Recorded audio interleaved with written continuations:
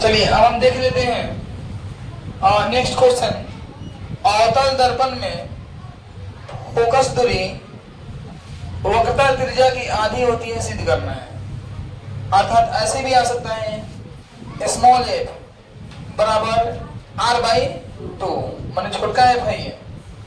तो इसका मतलब ये होता है कि फोकस दूरी वक्रता त्रिज्या की आधी होती है। इसको ऐसे भी कह सकता है कि अवतल दर्पण में सिद्ध करेगी वक्रता त्रिज्या फोकस दूरी की दोगुनी होती है। दोनों बात देखी है। तो हम एक फिगर बनाए हैं अवतल दर्पण का, जिसमें बाहर का सतह परावर्तक कलई किया हुआ है और अंदर परावर्तक सतह है। ये प्रधान अक्ष है, ये ध्रुव है और प्रधान अक्ष के समांतर जो किरणें आती हैं वो तो परावर्तन के बाद मुख्य फोकस से निकलती है, गुजर रही है। अब देखेंगे हमने वक्रता केंद्र से यहाँ पे अभिलंब डाला। आप जानते हैं ना प्रकाश के परावर्तन का नियम पढ़े होंगे। जब किसी सतह पर प्रकाश की किरण टकराती है तो उसी माध्यम में वापस मुड़ जाती है और बीच में वो अभिलंब होता है, पढ़े हैं। सेम यही हमने प्रोसेस यहाँ किया है। यहाँ से एक प्रकाश की किरण आ रही है, टकरा कैसे निकल जा रही है, तो बीच में मैंने क्या डाल दिया है, अभिलंब डाल दिया। समझ में आ गया। यहाँ पे आपतन अपवर्तित यहाँ पे कौन कौन होता है, अपवर्तन कौन, अपवर्तन कौन ना जी, परावर्तन कौन। हाँ आइए, और ये अभिलंब कौन कौन होता है, आई बराबर आई आर होता है। इसको कौन से कौन कहते हैं, आपतन कौन है, इसको परावर्तन कौन। चलिए ठीक है, क्लियर। अच्छा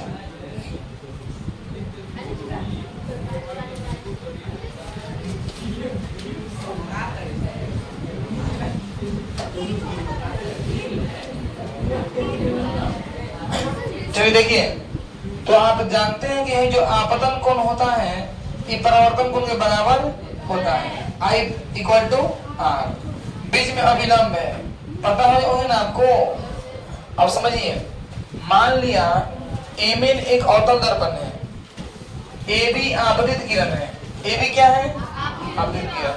और आप जानते हैं कि दर्पण ध्रुव के समान प्रधान अक्ष के समांतर जो किरणें आती है वो टकरा के मुख्य फोकस से निकल जाती है।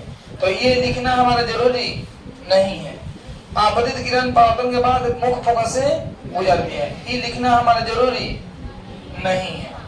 चलिए इसके बाद ये हो गया, दर्पण का वक्रता केंद्र क्या है, सी है, वक्रता केंद्र हो गया। और दर्पण का ध्रुव पी है, इतना ठीक है। अब सुनिए, प्रकाश के परावर्तन के नियम से I बराबर R, ये जानते हैं, क्लियर हुआ। यहाँ पे आप लिख सकते हैं आपतन कोण बराबर परावर्तन कोण, उससे बढ़िया है I बराबर R, हो गया ना। वहां इंडिकेट करके लिख दिया हूं। कोण ABC, समझिए, कोण ABC, ABC माने हाई वाला कोण हमारा, और कोण BCF माने हाई वाला कोण हमारा, एकांतर कोण है। कहा से कि आप पढ़े होंगे, ऐसे देखिएगा, ऐसे पढ़े होंगे, ये कोण एकांतर कोण पढ़े होंगे ना। तो ऐसे ही दो समांतर रेखा हो गया तो ये का हो जाएगा, एकांतर कोण हो जाएगा।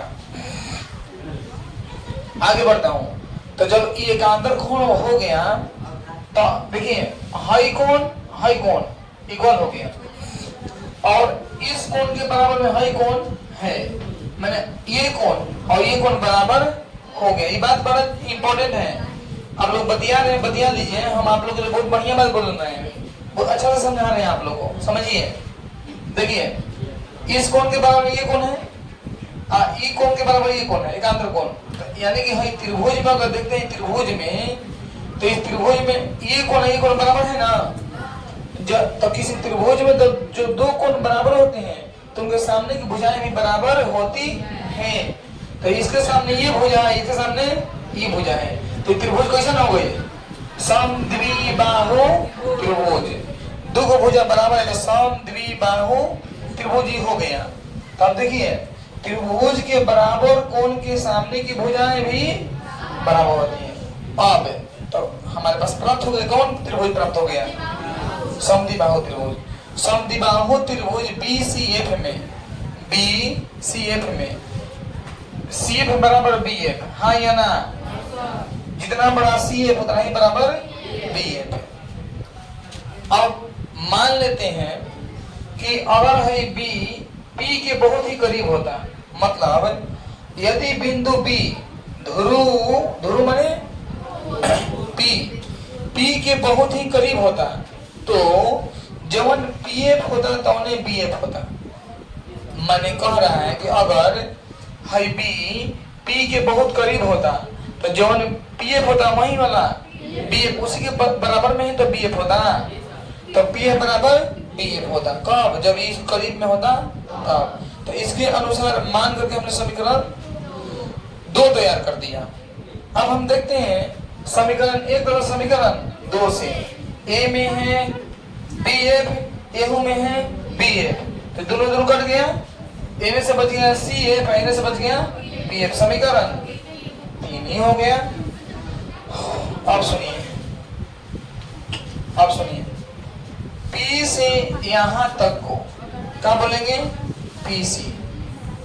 अब PC बराबर, अब PC को दिखाना होगा तो हाई हाई जोड़ सकते हैं, बोलो हाँ या ना?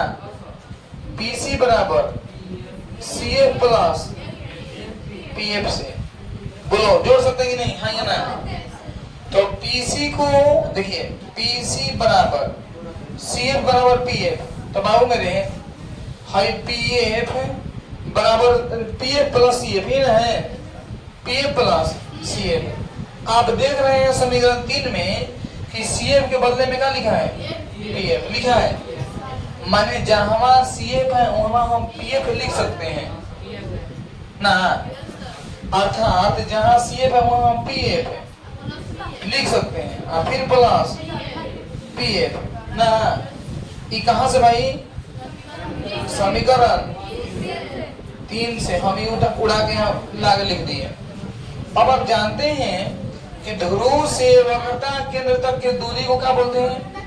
वक्रता त्रिज्या, यानी कि P और C को हम R से दिखा सकते हैं, और PF माने इसको हम फोकस दूरी कहते हैं, यहाँ से यहाँ तक को, यानी कि इसको हम छोटका F से दिखा सकते हैं और इसको भी छोटका F से दिखा सकते हैं। R बराबर 2F, हाँ या ना? या ये हो गया, माने वक्रता त्रिज्या फोकस दूरी की दूरी, और नहीं तो अगर आप F को यही रखते हैं तो देखिएगा दो जाएगा नीचे ना, बराबर 8, माने A बराबर 2 हो गया ना, नहीं देखते यहाँ पे A बराबर 2, तो यहाँ पे सीधा करके लिख सकते हैं F बराबर R/2 पूर्व सिद्ध हुआ, मतलब फोकस दूरी वक्रता त्रिज्या की आधी हो गया ना, लिख लीजिए।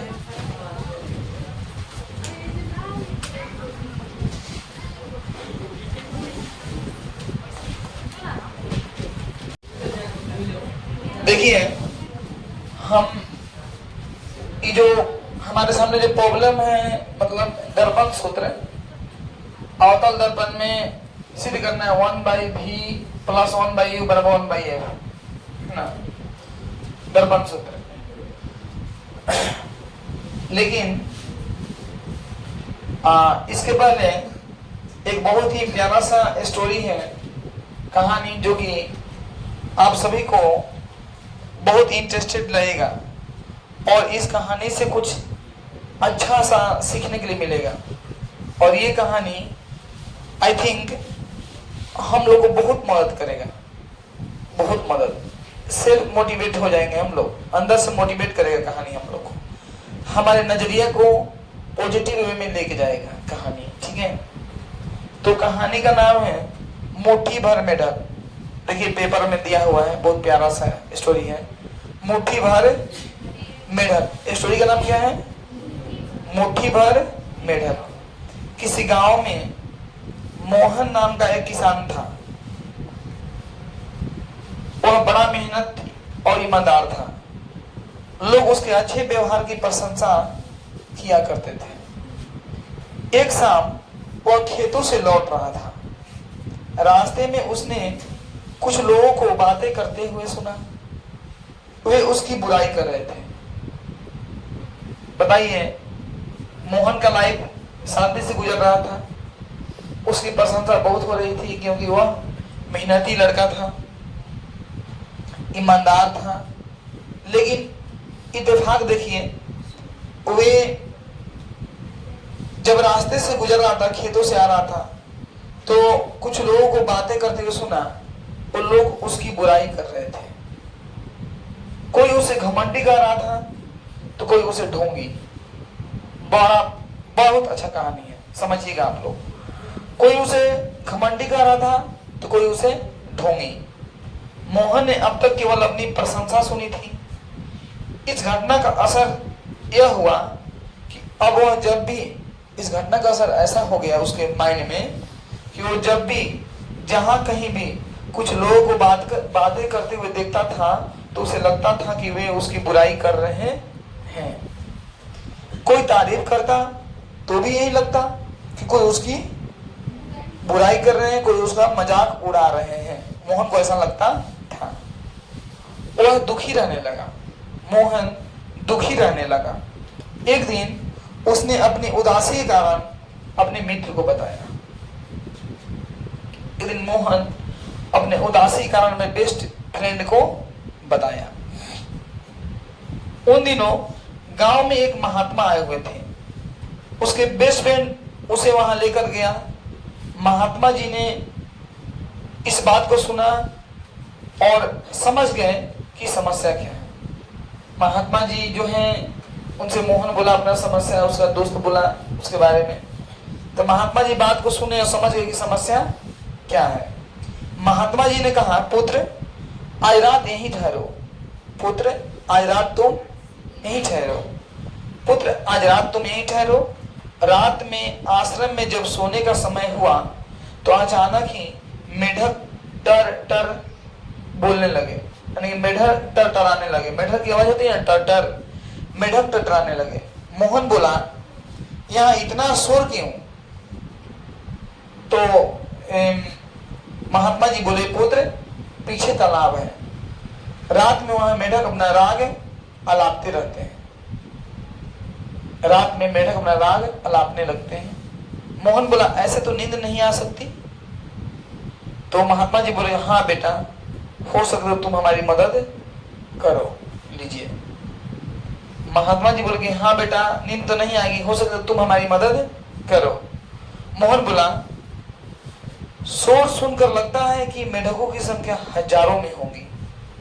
शोर इतना है कि लगता है कि मेढकों की संख्या हजारों में होगी। मैं कल 50 मजदूर को लाता हूं। मोहन अपने मन में ठाना कि मैं गुरु जी की, मैं महात्मा जी की मदद करूंगा। मैं कल 50 मजदूर लाता हूं और वो मेढकों को पकड़कर दूर ले जाके छोड़ देंगे। मोहन का ये लक्ष्य था कि वो मजदूरों को लाएगा बहुत संख्या में, 50 के आसपास में, क्योंकि मेढक बहुत ज्यादा है, और मेढकों को छोड़ करके पकड़ के दूर ले जाके छोड़ दे। इस तरह से वो महात्मा जी को मदद करना चाहा उसने। अगले दिन मोहन सुबह ही मजदूरों के साथ पहुंच गया। तालाब ज्यादा बड़ा नहीं था। मजदूरों ने तुरंत जाल डाल दिया। जाल डालकर मेढकों को पकड़ लिया। मोहन ने देखा कि कुल 40-50 ही मेढक पकड़े गए। कुल 40-50 ही मेढक पकड़े गए, मतलब इतने ही मेढक उसमें थे। लेकिन मोहन को लग रहा था कि हजारों हैं, जो आवाज थी। उसने महात्मा जी से पूछा, महात्मा जी, कल रात तो यहाँ हजारों मेढक थे, आज वे कहाँ चले गए? महात्मा जी बोले, कोई मेढक कहीं नहीं गया बेटा, ये मुट्ठी भर ही इतना शोर कर रहे थे। कहानी का नाम क्या था? मुट्ठी भर मेढक। तो महात्मा जी बोले कोई मेढक कहीं नहीं गया है बेटा, ये मुट्ठी भर ही इतना शोर कर रहे थे कि तुम्हें लगा कि वे हजारों की संख्या में होंगे। इसी तरह जब तुमने कुछ लोगों को अपनी बुराई करते हुए सुना तो भी तुम यही गलती कर बैठे। तुम्हें लगा कि हर कोई तुम्हारी बुराई करता है, हर कोई तुम्हें देखकर हंसता है, तुम्हें ही देखता रहता है। इसलिए अगली बार जब किसी को बातें करते देखो तो सोचना कि वे यूं ही बात कर रहे हैं। आप ऐसा सोचना कि वो यूं ही बात कर रहे होंगे। और यह भी हमेशा ध्यान रखना कि तुम कितने भी अच्छे क्यों न हो बेटा, तुम ये भी बात हमेशा ध्यान रखना। किसने बोला? महात्मा जी ने उसको बताया मोहन को कि बेटा तुम ये भी बात हमेशा ध्यान रखना कि तुम कितने भी अच्छे क्यों न हो, कुछ तो लोग हैं जो तुम्हारी बुराई करेंगे ही। कुछ लोग तो तुम्हारी बुराई करेंगे ही, तुम कितना ही बेस्ट क्यों ना हो, कुछ लोग तुम्हारी बुराई करेंगे ही। इस बात का ध्यान रखना बेटा, बाकी तुम सुखी रहो। हो गया, कहानी खत्म। मुट्ठी भर मेढक। नो क्लैपिंग, ठीक है। कहानी का नाम है मुट्ठी भर मेढक। इससे आप लोगों को भी ज्ञान मिला होगा, कुछ तो मिला होगा, नहीं मिला? आगे देखते हैं। अब हम अवतल दर्पण में 1/v + 1/u = 1/f सिद्ध करते हैं। इसको हम दर्पण सूत्र कहते हैं, ठीक है ना। फोकस दूरी, प्रतिबिंब की दूरी और वस्तु की दूरी के बीच में ये संबंध है ना। तो देखिए ये एक अवतल दर्पण है, आप समझिए। ये बाहर से पेंट है, ये परावर्तक सतह है, ये प्रधान अक्ष है, समझा रहा हूं। प्रधान अक्ष में जिस दर्पण को जिस मध्य बिंदु में काटती है उसको ध्रुव कहते हैं, ध्रुव, इंग्लिश में पोल कहते हैं। उसके बाद इससे दूर एक वस्तु रखा हुआ है, वस्तु रखी गई है ना। वस्तु का नाम हम रखते हैं ए बी ऐसे रखते हैं, तो फिर यहाँ पे ये यहाँ बन जाएगा, बी हो जाएगा। ऊपर जैसे रखे हैं वैसा यहाँ बता रहे हैं आप लोग को, ए बी। अब यहाँ से प्रकाश किरण होके जाएगी, देखिए ऐसे जा रही है समांतर, इस अक्ष के समांतर जाएगी। तो जब इस अक्ष के समांतर जाती है तो दर्पण से टकरा करके फोकस से निकलती है। कहां से निकलती है? फोकस से। फोकस को हम बड़ा एफ से दिखाते हैं, बड़ा एफ, कैपिटल एफ से दिखाते हैं। उसके बाद जो यहाँ से पराग किरण आएगी तो ओ आपका होते हुए ऐसे निकलती, देखिए ये वक्रता केंद्र से आती है। तो जब वक्रता केंद्र से आती है तो यहाँ दर्पण से टकराकर वापस उसी पथ पर चली जाती है। यानी कि यहाँ से देखिए ये आ रही है और यहाँ से ये जा रही है, वापस उसी पथ पर लौट रही है। तो आप इतना यहाँ भी समझ लीजिए। देखिए ये वस्तु है, यहाँ से किरण आ रही है और टकरा कर कैसे निकल जा रही है, कहां से? फोकस से, मुख्य फोकस से। इस वस्तु से ऐसे किरण आ रही है और टकरा के दर्पण से फिर उसी पथ पे, मैंने यहाँ तीर मार दिया, देख लीजिए, मतलब जाना, तीर मारा मतलब आना। ये वक्रता केंद्र है सी और ये मुख्य फोकस है ए। ये वस्तु है ए बी, इस वस्तु का प्रतिबिंब यहाँ बन रहा है, देख लीजिए, वक्रता केंद्र और मुख्य फोकस के बीच में। ए ऊपर है तो ए देखिए नीचे हो गया, उल्टा ए डैश बी डैश, इसका प्रतिबिंब है, इसलिए ए डैश बी डैश से हमने दिखा दिया। अब इसके बाद हम देखेंगे ये कि जो ये है ना, ये देखिए अगर सीधा करते हैं आप तो हल्का सा इससे दूर है। अगर ये पास में होगा, पास में अगर ये आता, मैंने वस्तु इतना ही है, ये पास में होता तो इसमें बिंदु में कोई अंतर नहीं होता है ना बात। तो ये देखिए इसी तरह कोई अंतर नहीं है, जितना ये बड़ा है उतना बड़ा ये है, और जितना डिस्टेंस इसकी है ऊंचाई उतना ही ऊंचाई इसकी, माने एबी के बराबर में ओपी है। ये बाद में काम करेगा आप लोग को, ठीक है ना। अब देखिए, अब हम आपको समझाना शुरू करते हैं। ध्यान से देखिएगा। मान लिया एमिन एक अवतल दर्पण है, समझ में आ रहा है? एमिन कहाँ है? एम एन एक अवतल दर्पण है, दर्पण का द्वारक एमिन है, एम और एन दर्पण का द्वारक है। दर्पण के सामने कोई वस्तु ए बी है, दर्पण के सामने कोई वस्तु ए बी है, वस्तु का प्रतिबिंब ए डैश बी डैश है, प्रतिबिंब ए डैश बी डैश है। तब यहाँ पे समझना होगा हमें। देखिए हम इस त्रिभुज में, आप लोग ध्यान से देखना, और इस त्रिभुज में हम समझने का प्रयास करेंगे। देखिए इस त्रिभुज में चूंकि ये कोण ये 90 है, इसमें ये कोण 90 है, तो देखिएगा त्रिभुज ए बी सी और त्रिभुज ए डैश बी डैश सी में हम देख रहे हैं कहा, इसमें बी है 90, इसमें बी डैश है 90, तो मैंने बी बराबर बी डैश, ए कोण बराबर हो गया, ए कोण इसमें बराबर ए कोण इसमें बराबर। अब क्या देख रहे हैं कि जो ये कोण है इसमें ये कोण, ये दोनों कोण भी बराबर है, अर्थात ए सी बी मैंने ये कोण और ए डैश सी बी डैश मैंने ए डैश बी डैश नहीं, ए डैश सी और बी डैश मैंने ये कोण। देखिए ये दोनों कोण क्या है? इधर से ये कोण, इधर से ये कोण बराबर है, मैंने इस त्रिभुज में ये कोण है, इस त्रिभुज में ये कोण बराबर है, इस त्रिभुज में ये कोण है, इस त्रिभुज में ये कोण बराबर है। तो आप जानते हैं कि जब दो कोण बराबर हो जाता है तो तीसरा कोण ऑटोमेटिक बराबर हो जाता है, अर्थात दोनों त्रिभुज एक ही नियत है, समरूप है ना, तीनों कोण बराबर है, समरूप है, एंगल समरूपता से दोनों त्रिभुज समरूप है। आप त्रिभुज में चैप्टर नंबर 6 में पढ़े होंगे, है ना? तो देखिए आप, तो हमने ए बी सी समरूप त्रिभुज ए डैश बी डैश सी लिख दिया। कैसे लिखा? दिखा के, ठीक है? बहुत ज्यादा लिखूंगा तो फिर लंबा हो जाएगा, इसी तरह काफी है। अब क्या है कि जब दोनों त्रिभुज समरूप है तो संगत भुजाएं समान अनुपात में होती है, अर्थात इन्हें से अगर ए बी लेते हैं तो उन्हें से ए डैश बी डैश ले लेंगे, देखिए समान अनुपात में होगी। इन्हें से हम बी सी लेते हैं तो उन्हें से हाई ले लेंगे बी डैश सी, इन्हें से बी सी तो उन्हें से हाई बी डैश सी। मतलब इन दोनों त्रिभुज पे हम बात अभी कर रहे हैं। इस समीकरण में किसको मान लेते हैं? कोई दिक्कत, कोई डाउट है यहाँ तक? हमें तो नहीं लग रहा कि ज्यादा भारी है, टफ है, टेढ़ा है, सीधा आ रहा है, देख लीजिए। इन्हें होता है कैसे होता है? देखिए रीजन बताया हूं, इन्हें क्या है? समरूप है, कैसे है समरूप? बताया ना समरूप कैसे है, देख लीजिए। इन्हें की समरूप है तो रीजन क्या है? मैंने दिखाया, बताया आपको, हाँ ये ना। अब आगे देखिए, अब त्रिभुज OPF का नाम कुछ को हम रख सकते हैं। अब है ना जी, है साइड में OPF यानी हाई वाला, देखिए इसको मैं मिटा दे रहा हूँ, ऐसे देखिए मिटा दे रहा हूँ, फिर पहले की तरह मैं इसको कर दे रहा हूँ। OPF यानी हाई त्रिभुज, देखिए ये मैं इसको छाया के बता रहा हूँ ताकि आपको ज्यादा समझ में आएगा।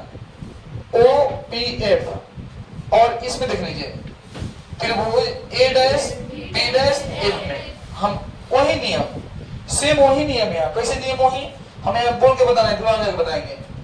यहाँ देखिए 90 है तो इसमें ये 90 है, हाँ ये ना, इसमें ये कोण इसमें ये कोण बराबर है ना, तो तीसरा कोण ऑटोमेटिक बराबर हो जाता है, अर्थात हाई या हाई दोनों त्रिभुज समरूप है ना। शीर्षाभिमुख कोण इसको बोलते हैं, इसको बोलते हैं शीर्षाभिमुख कोण, वर्टिकली अपोजिट एंगल। आप लोग ऐसे पढ़े होंगे, ये लचिया पढ़े होंगे, वर्टिकली अपोजिट एंगल पढ़े हैं ना, तो वही चीज यहाँ पे हो रहा है। देखिए वर्टिकली अपोजिट एंगल शीर्षाभिमुख कोण बराबर होते हैं।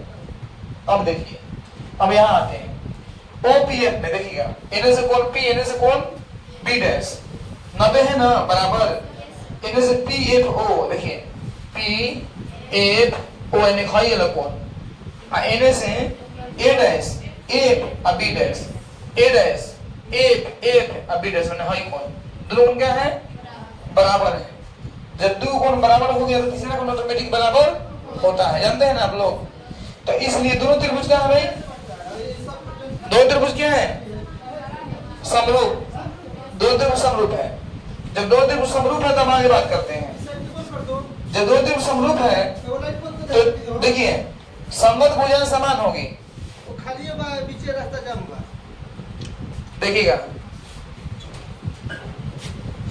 देखिएगा समझिएगा, जब दोनों त्रिभुज समरूप हैं तो दोनों त्रिभुज की भुजाएं जो है वो समान अनुपात में होगी। यानी कि इधर से ओपी अगर पकड़ते हैं तो यहां से ये पकड़ना होगा। देखिए ओपी तो यहां से ये ए डैश बी डैश, ओपी बटा में ए डैश बी डैश। 19 देखिए पी एफ देने से हाई बी एफ हाई है ना, 19 पी एफ देने से बी एफ एक बी डैश एफ है ना। अब देखिए अथवा माने ये सही है, हम अथवा अथवा क्या लिखे हैं, अथवा इसलिए लिखे हैं कि इसी के इक्वेशन की तरह यहाँ पे वो तैयार कर रहा हूँ, कटाऊंगा इसलिए अथवा एक और लिखना पड़ा। जितना बड़ा ए बी है उतना ही बड़ा ओपी है, तो हम ओपी के बदले में ए बी लिख दिए। देख लीजिए ए बी बटा में ए डैश बी डैश, अब पी ए बटा में बी डैश एफ। अभी दोनों मैंने इक्वेशन 2 कर दिया। अब आप कहेंगे कि सर ये कैसे हो गया, तो ओपी के बराबर में ए बी है तो हमने यहाँ लिख दिया ब्रैकेट। देखिए ए बी बराबर ओपी, अब हो गया ना इक्वेशन 1 और इक्वेशन 2 तैयार हो गया। अब देखिए यहाँ देखिए तो दिख रहा है ना, यहाँ पे मैं बात करूँ, यहाँ पे मैं इसे मिटा दूं क्या, मैं इसे मिटा रहा हूँ, मेरे पास जगह बचेगा तो मैं आगे काम करूंगा। चलिए मैं इसे मिटा रहा हूँ।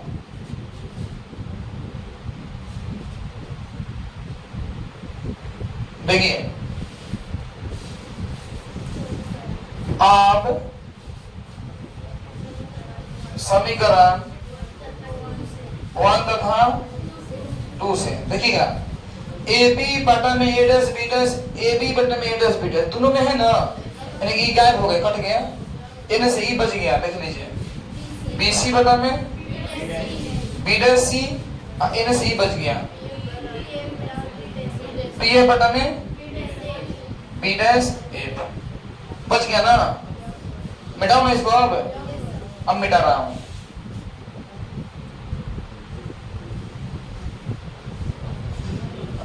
कैसे हुआ समझ में आ गया ना।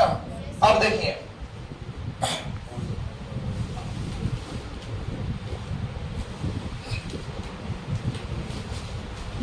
अब हम बी सी देखिएगा, अब यहां समझना हो ध्यान से। बी सी देखिए बी सी ऊपर है ना, तो बी सी के लिए थोड़ा सा अपने दिमाग को यहां रखिए। पी आ बी, पी से बी मतलब ध्रुव है ना, पहले बढ़ाया हूं, ध्रुव से है बी वस्तु की दूरी है, तो यहां से यहां तक की हम बोलते हैं यू वस्तु की दूरी है ना। लेकिन ये बात इतना ही नहीं कर रहा है, तो पीबी में से अगर पीसी घटा देंगे तो ही बच जाएगा ना। माने बीसी के बदले में हम लिख रहे हैं पीबी माइनस पीसी, ये कैसे आ गया, ये बीसी के बदले में आया है। और बी डैश सी देखिए, बी डैश सी एकरा बदले में देखिएगा, बी डैश सी माने एकरा बदले में, बी डैश सी के बदले में माने पीसी माइनस पी और बी डैश, माने बी डैश जो है वो प्रतिबिंब की दूरी है, यहां से यहां तक यही प्रतिबिंब है जी, ये प्रतिबिंब है ना, बोलिए हाँ है ना, ये वस्तु है, ये क्या है, ये प्रतिबिंब है, प्रतिबिंब है ना भाई। तो पी से बी डैश तक की दूरी को हम प्रतिबिंब की दूरी कहेंगे, और पी से सी तक की दूरी को हम वक्रता त्रिज्या कहेंगे, क्योंकि वक्रता केंद्र है ना सी जी, सी वक्रता केंद्र है, तो यहां से यहां तक की दूरी को हम वक्रता त्रिज्या कहेंगे।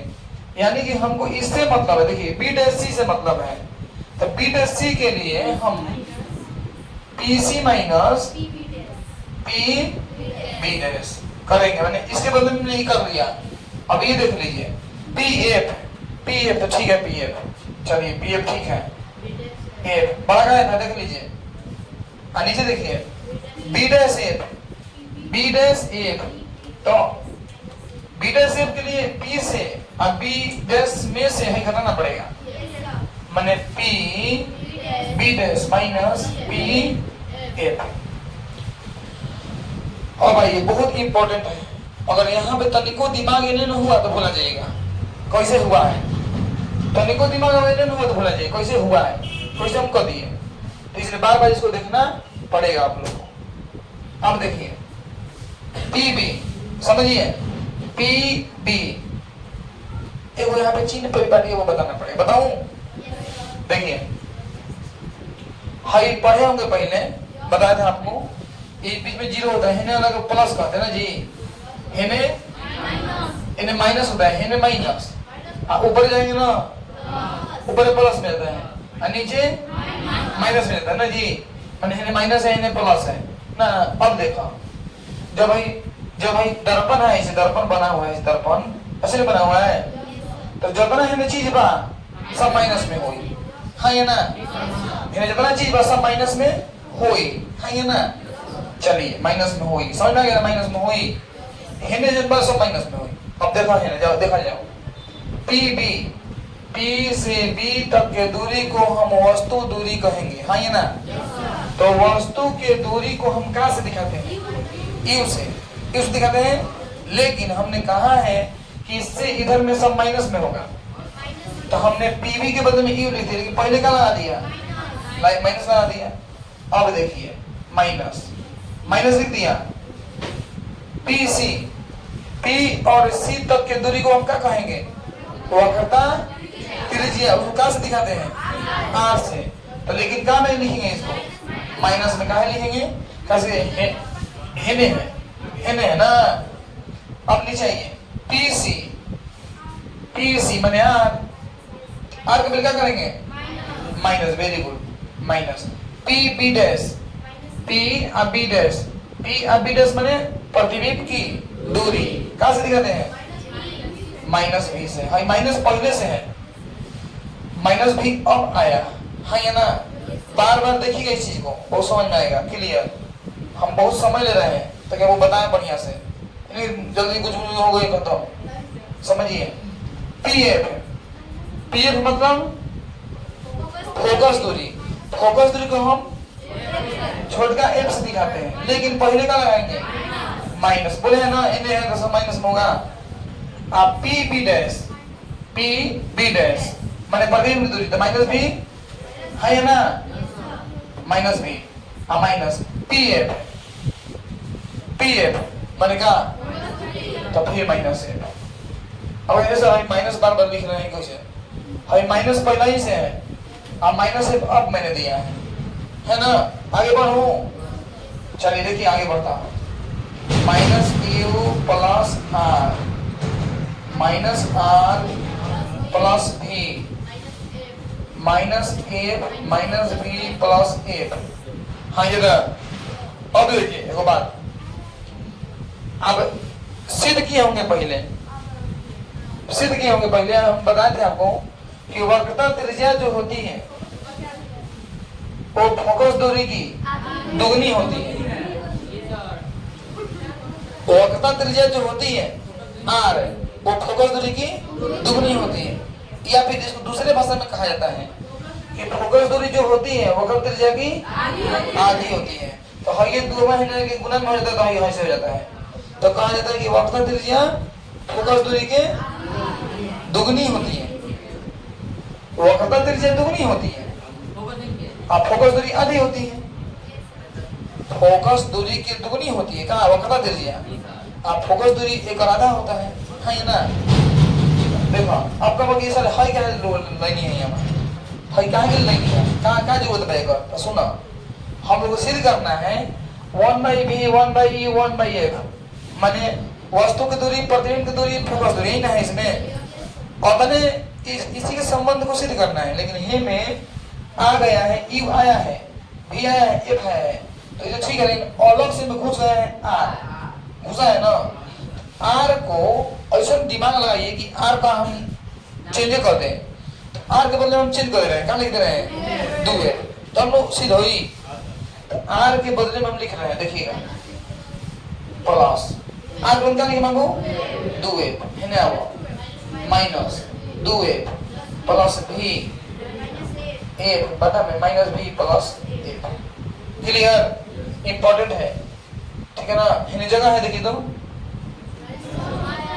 यहाँ तक आ रहा है ना, वेरी गुड। इसको मैं क्यों रिकॉर्ड कर रहा हूँ? ताकि आप लोग के लिए हमेशा टेंशन खत्म, जब कभी फंसे उठा के देख लीजिए, कोई बात नहीं, जॉन रोनी। अब यहाँ बनाओ, यहाँ पे यहाँ दिख रहा है, नहीं, चलिए यहाँ बना रहा हूँ, देखिए यहाँ बना रहा हूँ। ए बाबू यहाँ बना, यहाँ पे बना रहा हूँ, ध्यान से देखना। चलिए ध्यान से देखिएगा, मैं गुना कर रहा हूँ, देखिएगा।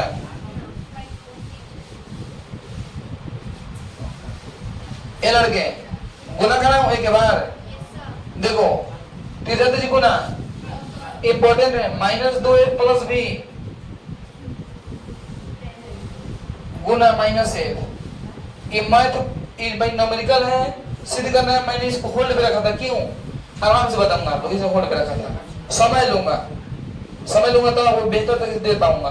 समय आप कम देंगे तो मैं बढ़िया से नहीं दे पाऊंगा। अब यहाँ देखिए, हमें तो ये ना, हमें दे रहा हूँ ये ना है -u प्लस 2a में गुना करा रहे हैं ऐसे, -b गुना f से। अब यहाँ ध्यान से देखना होगा, नहीं तो घबरा जाएगा। चलिए हैं, यहाँ प्लस f है, चलो प्लस f, क्लियर। आइए देखो जी, माइनस क्या है, ये -f है ना। अब सुनो ध्यान से, यहाँ पे -2f में if में गुना कराएंगे तो 2f square, minus minus plus हो गया। हाँ, माइनस भी में f में भी बराबर, बढ़िया से। अब हे में गुना कराएंगे तो पहले हे से हे दोनों में करा देते हैं, फिर हे से हे दोनों में करा देंगे। तो पहले इससे हम दोनों में करा रहे हैं, यानी कि माइनस माइनस प्लस हो गया, u भी। अब हे में करा रहे हैं, माइनस u a हो गया। लो अब भर कितना हुई, अब हे से हे में करा रहे हैं तो माइनस 2 में f में भी में 2 भी f, भी f कहे चाहे f भी कहे, कोनो मतलब कोनो अंतर नहीं है। अब देखो प्लस बा, यू प्लस बा 2f स्क्वायर भाई। एक बात ध्यान से, हाई बराबर है बीच में, हेने 2f स्क्वायर है, होने 2f स्क्वायर प्लस में, तो हेने तो माइनस होई नो, तो क्या लेगा ऊपर ही, क्या कर लेनी ये मार्क उड़ा दी, ये उड़ गई, खत्म। अब आओ हेने माइनस vf बराबर है ना।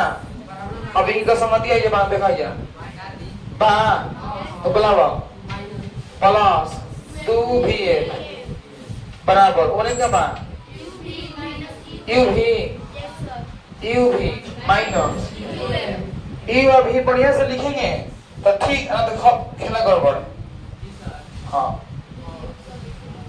अब देखो 2vf में से एक vf खत्म, तो vf बच जाएगा, प्लस में बचेगा वहां u भी माइनस u बच जाएगा। क्लियर? ये जगह बचा है जो नहीं बता है तो क्या करें? चलिए हम उठा थोड़ा सा कैमरा वैसे करके IRC को ही देते हैं ना।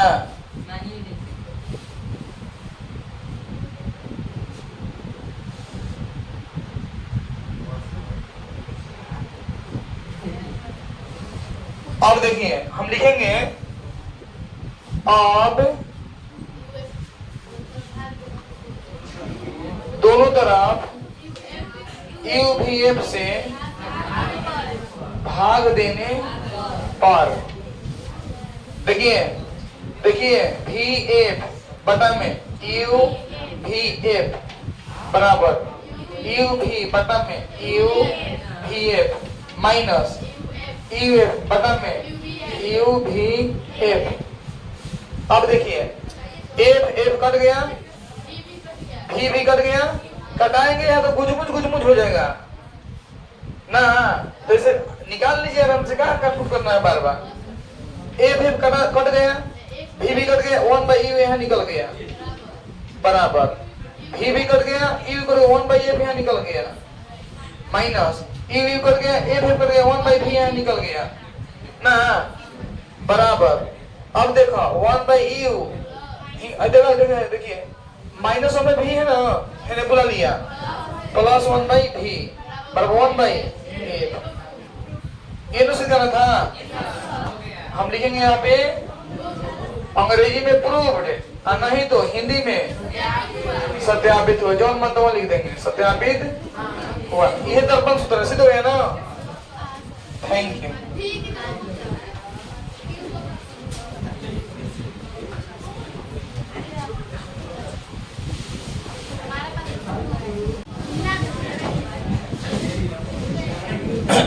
अब हम देख लेते हैं कि अवतल दर्पण में किरण आरेख कैसे खींचते हैं। अवतल दर्पण में प्रकाश की किरणें आती है, परावर्तित होती है, दर्पण से टकराती है, तो कैसे निकलती है, इसी को हमें देखना है। ठीक है, देखिए पहला रूल ये कहता है कि जब किरणें मुख्य अक्ष के समांतर आती है, समझिएगा पूजा, ये अवतल दर्पण है, ये पेंट है इधर से, आइए क्या है, मुख्य अक्ष है ये, अर्थात प्रधान अक्ष। जब किरणें इसके समांतर आएगी, देखिए इसे आएगी, तो टकराने के बाद, देखिए ये आ रही है, टकराने के बाद जाएगी तो कहां से होके जाएगी, मुख्य फोकस से होके जाएगी। ये रूल नंबर 1 कहता है। खत्म। परावर्तन के बाद मुख्य फोकस से होकर जाएगी, गुजरती है। क्लियर हो गया? ऐसा फिगर यहाँ बन चुका है, देख लीजिए, कोई बात। अब इसी का उल्टा रूल नंबर 2 है। ये देता ऐसे वाले लोग देखा, इसी का उल्टा रूल नंबर 2 है। देखिए रूल नंबर 2 बाबू, देखिए इसी के उल्टा में रूल नंबर 2 है। कहा है कि जब किरणें मुख्य फोकस से आती है, मतलब इसी का उल्टा है। देखिए किरणें यहाँ से जाएगी, तीर देखिए, तीर ऐसे तीर उल्टा हो जाएगा, तो प्रधान अक्ष के समांतर होके निकल जाएगी टकराने के बाद। नहीं है तो उल्टा देख लीजिए, नॉर्मल देखिए, जब किरणें मुख्य फोकस से आती है तो परावर्तन के बाद प्रधान अक्ष के अर्थात मुख्य अक्ष के समांतर होके जाती है। मतलब ये दर्पण है, ये किरणें आ रही है मुख्य फोकस से, देखिए आ रही है ना, तो यहाँ से देखिए एक और समांतर होके निकल जा रही है ना, या फिर हाई देख लीजिए, दोनों एक ही चित्र हो गया, एक और। क्लियर? अब आइए, जब किरणें अवतल दर्पण के वक्रता केंद्र से होकर गुजरती है, समझिएगा, जब किरणें वक्रता केंद्र से होकर गुजरती हैं तो टकराकर परावर्तन के बाद वापस उसी माध्यम से वापस लौट जाती है। जब किरणें वक्रता केंद्र से आती हैं तो दर्पण से टकराने के बाद उसी पथ पर वापस चली जाती है। कोई दिक्कत है? उसी पथ पर वापस चली जाती है।